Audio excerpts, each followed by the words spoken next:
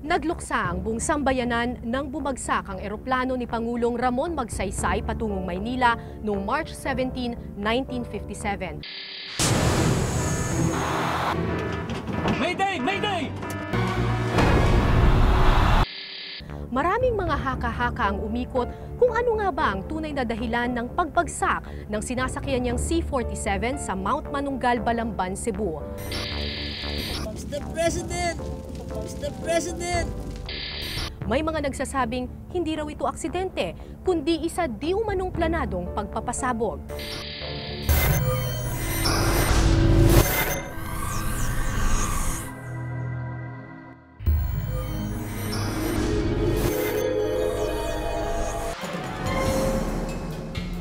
Si Pangulong Ramon Magsaysay ang ika-13 pasahero na umakyat sa eroplanong Douglas C-47 noong March 17, 1957.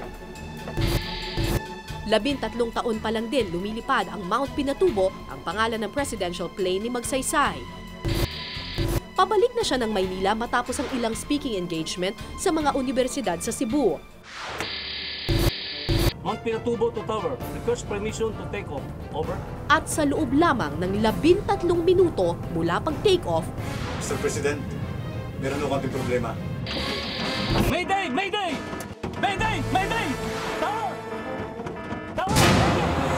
Pinatubo to tower! Mayday! Mayday! bumulusok ito pabagsak sa Mount Manunggal sa Balamban, Cebu. Maraming tanong ang lumutang kung ano ang naging sanhi ng pagbagsak ng eroplanong sinakyan ni Pangulong Magsaysay.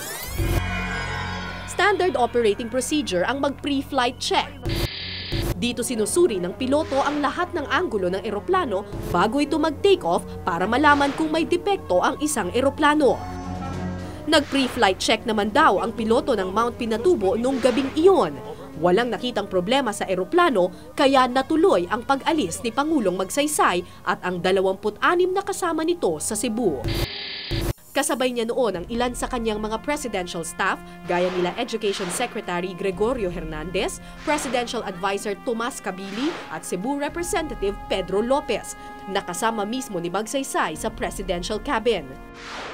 Sakay din ng Mount Pinatubo ang Commanding General ng Philippine Air Force na si Brigadier General Benito Ebuen at si Malacanang Appointment Secretary Jesus Paredes Sr., ama ng singer na si Jim Paredes. May mga mamamahayag din na kasama noong gabing maganap ang trahedya. Maganda ang panahon ng lumipad ng 1:16 ng madaling araw ang eroplano ni Pangulong Magsaysay. Eksakto rin sa kotang pasahero ng eroplano ang sakay na 27 pasahero ng Mount Pinatubo. Lumabas kasi ang mga haka-hakang overloaded ang Mount Pinatubo kaya ito bumagsak. Pero wala naman daw dalang mga bagahe ang mga pasahero, maliban na lang sa 2 kaing ng mangga. Ayon sa Senate Blue Ribbon Committee na nagsagawa ng investigasyon sa Mount Pinatubo crash noong April 27, 1957, 4 na minuto matapos ang take-off, nagradyo pa raw sa Malacanang si Major Florencio Pobre, ang piloto ng eroplano. Isang abiso para ipaalam na nakaalis na ang Mount Pinatubo sa Cebu at sabihing ihanda na ang sasakyan na susundo sa Pangulo sa Nichols Field ng alas 3:15. Pero iyon na pala ang huling beses na makakapagradyo si Major Pobre. Batay naman sa investigasyon ng Armed Forces of the Philippines, Philippine Constabulary, Philippine Air Force, Civil Aviation Authority, National Intelligence Coordinating Agency at ng National Bureau of Investigation, isa ang metal fatigue sa sinasabing naging sanhi di umano ng pagbagsak ng Mount Pinatubo. Ang metal fatigue ay ang pagkasira ng bakal dahil sa tuloy-tuloy na paggamit nito hanggang ito ay bumigay. At dahil sa sinapit na metal fatigue, naputol daw ang drive shaft o ang parte ng kanang generator ng eroplano na pinanggagalingan ng lakas ng makina. At dahil di na gumagana ang makina, di na nakayanan ng eroplano ang sira, kaya sinubukan pa ng piloto na mag-crash landing. Ngunit huli na ang lahat. Mayday! Mayday! Mayday! Mayday! Mayday! Tower! Bumagsak na ang Mount Pinatubo sa mga bangin ng Mount Manunggal. May rutang sinusunod ang mga eroplano para makarating sa kanilang patutunguhan. Sa kaso ng Mount Pinatubo, 2 raw ang posibleng naging daanan nito kaya sa gilid ng bundok ito humantong. Sa red route na tinukoy sa Senate Committee Report, nakalampas na sa Mount Manunggal ang eroplano. Pero nagkaroon ng problema sa generator kaya't nagdesisyon ang piloto na bumalik na lamang sa Lahog Airport. Pero sa pagbalik nito, nasira na ang buong mekanismo ng generator at napilitan ng mag-crash landing ang piloto. Sa Blue Route naman, sumunod naman daw ang Mount Pinatubo sa tamang ruta ng mga eroplanong pabalik ng Maynila. Pero nang nagkaproblema na ang generator, hindi na nito nagawa pang magpatuloy sa paglipad pataas at sumalpok na sa bundok. Wala nang narinig pa ang control tower ng Lahog Airport mula sa eroplano ni Pangulong Magsaysay. Walang nakakaalam kung ano ang tunay na nangyari sa huling sandali ng Mount Pinatubo. Ito ang trahedyang ikinamatay ng tinaguriang ama ng masa ng Pilipinas. Tanging relo, bag at sapatos na lang ni Pangulong Magsaysay ang natagpuan sa bumagsak na eroplano. Iisa lang ang nakaligtas sa malagim na trahedya. Mambo Magsaysay, mabuhay, sa democracy will last. Magsaysay is my guy. Ito ang election jingle ni Ramon Magsaysay nang tumakbo siya sa pagkapangulo noong 1954. Patok na patok ang kantang ito na isinulat ni Raul Manglapos noong 1953. Umindak ang mga botante sa mga pangako ni My Guy, kaya nailuklok siya bilang ikatlong Pangulo ng Republika ng Pilipinas. Malapit sa puso ng masa si Ramon Magsaysay, pero kabaliktaran sa pagkakaalam ng karamihan na galing siya sa mahirap na pamilya, isa ang mga Magsaysay sa pinakamayamang angkan sa probinsya ng Zambales. Sa pagkakaalam ko po, ang mga Magsaysay ay prominenteng pamilya. Pero bakit po nung naging Pangulo ang inyong ama, tinawag siyang man of the masses? Meron man kaya konti sa buhay dahil may tindahan yung lola ko, Perfecta Del Fierro Magsaysay sa Castillejos. Ang balita yung mga Del Fierro, siguro malaking lupa sa Castillejos at San Marcelino, no? Zambales. Ang father ko nung bata, mahilig sumama sa mga farmers. Ang kalaro niya, mga anak ng mga farmers. Bagamat walang balak pasukin ang magulong mundo ng politika, nahikayat pa rin daw ang Pangulong pagsilbihan ang bayan.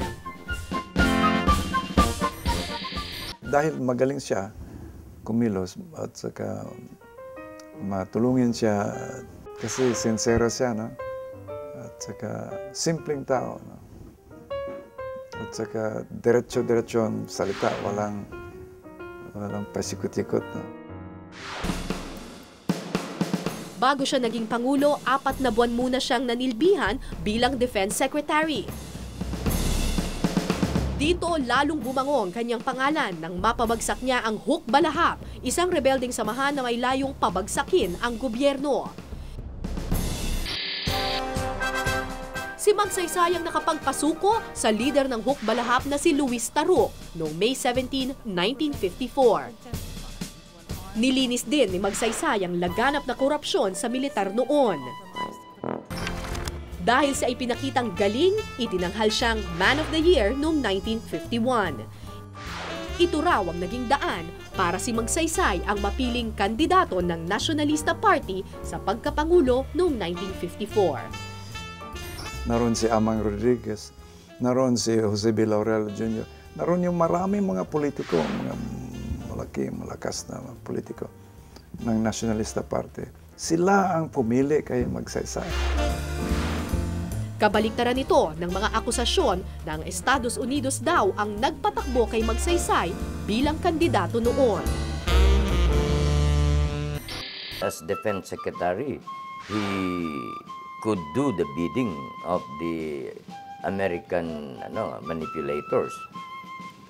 So, by his earlier experience as a secretary, as a bureaucrat, he was really compliant with the American strategies in this country. So they thought that they could build him up to be the national, the chief, so that they can use him in a bigger way. Alam mo yung ating mga ganyan, mga teorya. Yung teorya yan ng mga kaliwa, no? At saka yung ayaw sa kanya. Naiintindihan daw ni Magsaysay ang hinaing ng mga dukha, kaya ito ang pinagtuunan niya ng pansin. Noong panahon, mayroong Presidential Complaints and Action Committee. No? Babayad ka lang ng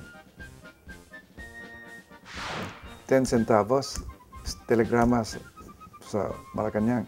Kung magreklamo ka na hindi ka tinutulungan, hindi ka pinapansin, makapadala ka ng telegrama sa presidente. Nakatakda na sana siyang tumakbong muli bilang Pangulo sa eleksyon noong Nobyembre 1957. Pero ang mithing makapaglingkod sa mamamayan, kasama na niyang naglaho sa pagbagsak ng kanyang eroplano. Nagluksa ang buong bansa sa pagpanaw ng Pangulo. Siya yata yung pinakamahal na presidente ng ating bayan, ng mga mamamayan. No? Talagang kaya parang namatayan ng kamag-anak nila, ng ama nila o kapatid na namatay sa Magsaysay. Lumabas sa Senate Committee Report na isang aksidente ang pagbagsak ng eroplano ni Ramon Magsaysay at ang dahilan nito, mechanical error. Pero hindi nito naalis ang katanungang bumagabag sa bansa 50 taon na ang lumipas. Aksidente nga lang ba ang pagbagsak ng eroplano ni Ramon Magsaysay?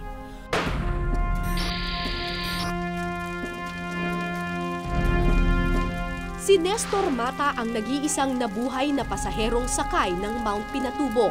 Isa siyang manunulat sa Philippine Herald noong panahong iyon. Mr. President! Mr. President! Mr. President, meron ako konting problema. Pero huwag ako kayong mag-alala at gagawin ko ng paraan.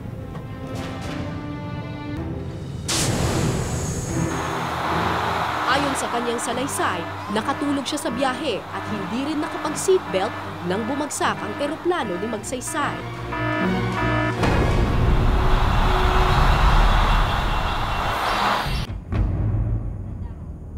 Nahulog umano siya sa mga damuhan sa gitna ng kabundukan. Bandang 3:00 na ng madaling araw nang siya'y magising. Ang tumambad sa kanya, mga pira-pirasong bahagi ng eroplano. Kinaumagahan na siya natagpuan ng mga magsasakang nakatira sa paligid ng Mount Manunggal.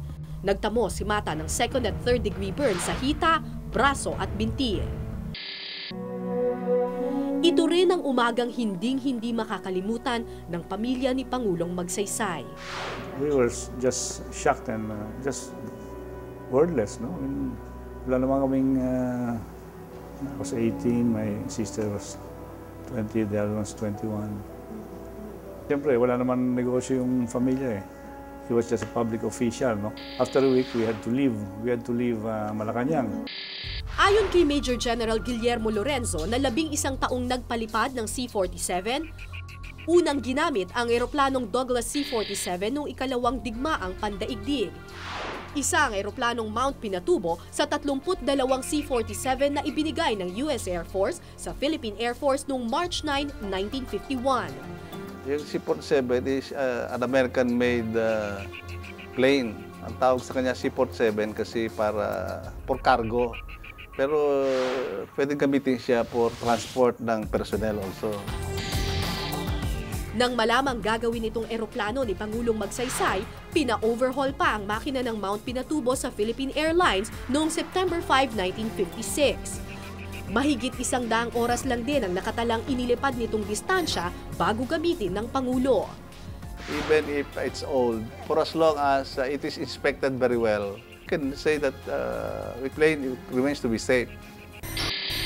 Sa pagkamatay ni Magsaysay, agad pinag-aralan ng Senado noong 1957 ang mga posibleng dahilan kung bakit bumagsak ang presidential plane. Iba't ibang anggulo ang tiningnan ng mga investigador sa naging dahilan ng pagbagsak ng eroplano. Unang nasiyasat sa Senate Committee meeting noong April 27, 1957 na baka nag-maximum carrying capacity ang eroplano.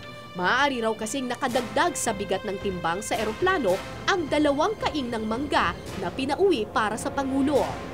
Para malaman ang bigat ng 2 kaing ng mangga, sinubukan namin itong timbangin. Hindi ito umabot sa 40 kilo, kulang pa sa normal na timbang ng isang tao.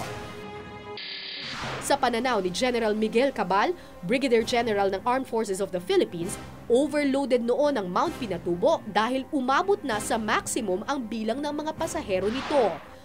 Pero pinabulaanan ito ni Colonel Pedro Molina, Acting Air Force Chief noon.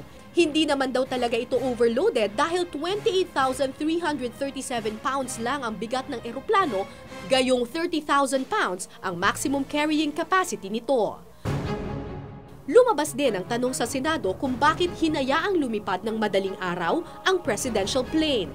Di hamak daw na delikado ito dahil hindi nakikita ng piloto ang dadaanan ng eroplano. Paggabi, the visibility is limited. It becomes a hurdle or obstacle yan. Metal fatigue ang itinuturo ng Philippine Air Force na pangunahing sanhi kung bakit bumagsak ang eroplano ni Pangulong Magsaysay.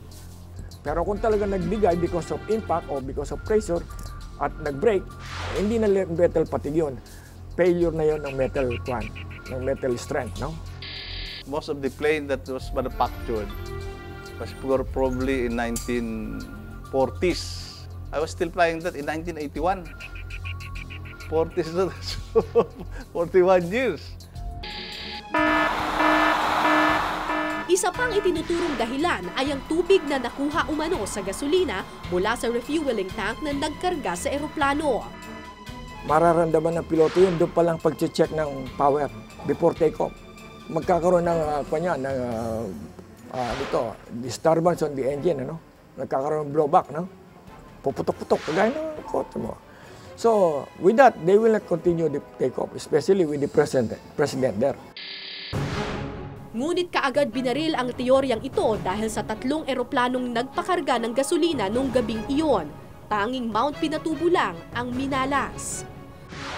Malakas ang naging espekulasyon na hindi aksidente ang pagbagsak ng eroplanong sinakyan ni Pangulong Magsaysay, kundi isang sabotahe. Sadya raw itong pinabagsak. Ang Central Intelligence Agency ng Estados Unidos o CIA ang tinukoy ni Professor Arnold Azurin sa isang artikulo na lumabas sa Philippine Free Press noong March 18, 1995. At kailanman, walang naging pahayag ang CIA tungkol sa mga akusasyong ito. Yun nga ang mga kwento na umabot sa amin sa Ilocos, upon the bloody incident ay doon daw sa kain na mangga na pwedeng linagay yung bomba. Pero all of these are speculative, of course. No? Masyado nating in-exaggerate yung power or influence o kapangyarihan ng Estados Unidos, lalo na CIA. Dapat assess din sila batay sa talagang pangyayari, no? Batay sa records, batay sa ebidensya. No? Hindi yung spekulasyon.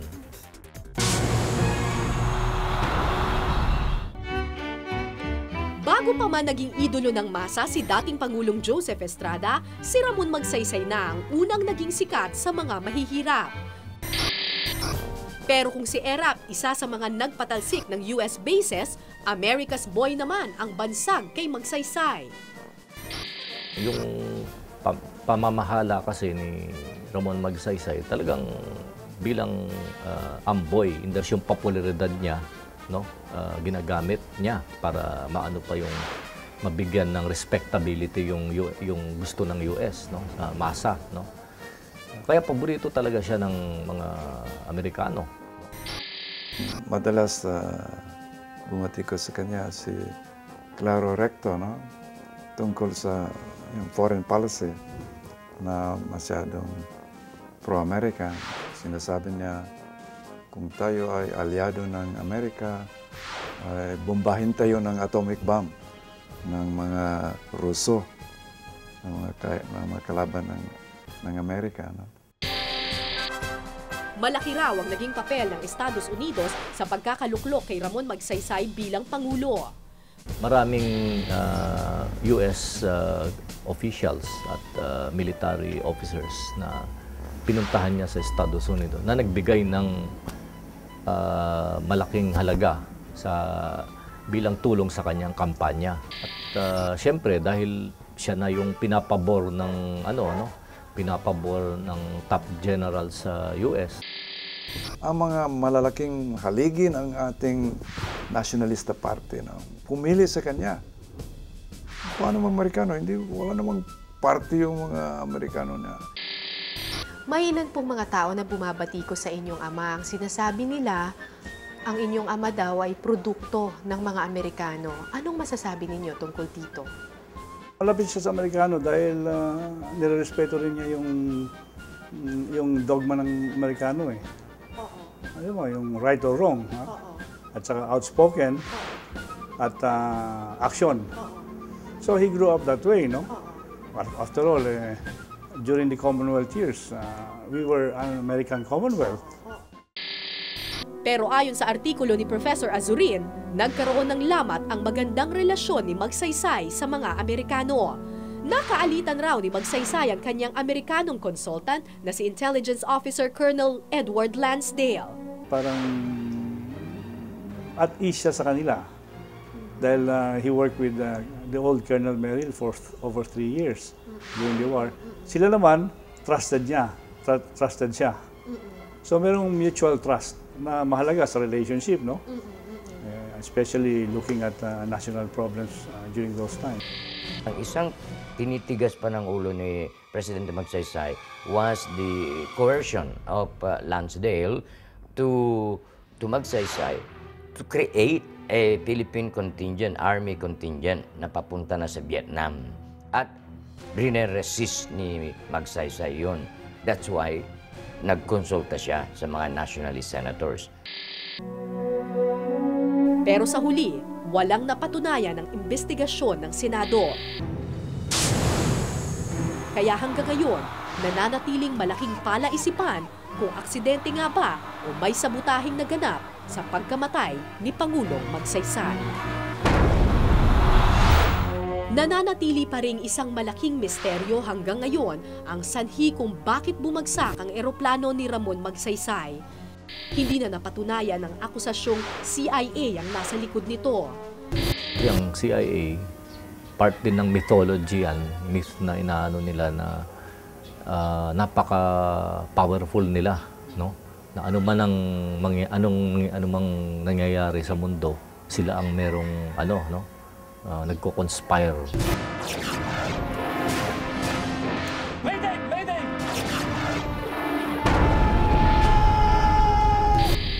Isang malaking kawalan ng pagkamatay ng isang pangulong inidolo ng masa. Marami pa raw sanang magagawa si Magsaysay kung hindi ito agad namatay. We can only look back to Magsaysay as an image because he didn't stay long as a national leader. Our people are still longing to have a leader that is living and whose image is very close to their own. Siya naging pag-asa ng mga mamamayan, no? Pag-asa ng bayan. Isang pangulo na pambihirang. Ang ganitong imahe at alaala rin ang gustong maiwan ni dating Senador June Magsaysay sa pagpanaw ng kanyang ama noon. Well, I think we can look at that age of the importance of good government. They call it now good governance, no?